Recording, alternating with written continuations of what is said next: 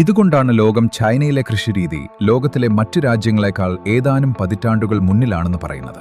പലയിടത്തും ഫർണിച്ചറുകൾ ഉണ്ടാക്കാൻ ഇപ്പോഴും മരങ്ങൾ വെട്ടിമാറ്റുമ്പോൾ ചൈനയിൽ അവർ മരങ്ങളിൽ നിന്ന് നേരിട്ട് കസേരകൾ വളർത്തിയെടുക്കുന്നു. ഒരു ക്രേപ്പ് മരത്തിൽ നിന്ന് വളർത്തിയെടുത്ത ഒരു കസേര ഇതിനൊരു മികച്ച ഉദാഹരണമാണ്.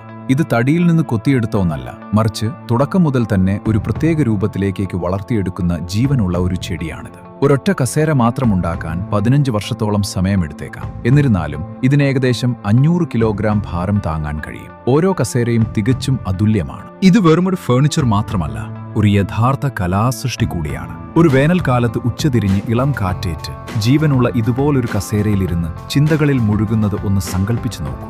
ഇതിനേക്കാൾ ശാന്തമോ മനോഹരമോ ആയ മറ്റെന്തുണ്ട്? ഇതേ രീതി ഉപയോഗിച്ച് അവർ മണ്ണിൽ പൂർണ്ണമായും വേരുറപ്പിച്ച ബെഞ്ചുകളും മേശകളും ഗസീബോകളും വരെ വളർത്തിയെടുക്കുന്നു. ഈ സാങ്കേതിക വിദ്യകൾ ഭാവിയിലേക്കുള്ള ഒരു ചൂടുവയ്പ് മാത്രമല്ല, പ്രകൃതിയോടുള്ള ആദരവിന്റെയും പ്രവർത്തനക്ഷമതയുടെയും സൗന്ദര്യം ഒരുമിച്ച് ചേർക്കാനുള്ള ആഗ്രഹത്തിന്റെ ഉദാഹരണമാണ്. നിങ്ങൾക്ക് ഇതുപോലുള്ള ഫർണിച്ചറുകളിൽ വിശ്രമിക്കാൻ ഇഷ്ടമാണോ? കമന്റുകളിൽ അറിയിക്കുക. ഇതുപോലെ ഉയർന്ന നിലവാരമുള്ള വീഡിയോകൾക്കായി റൂൾ യുവർ ഹൊറൈസൺ ഫോളോ ചെയ്യുക.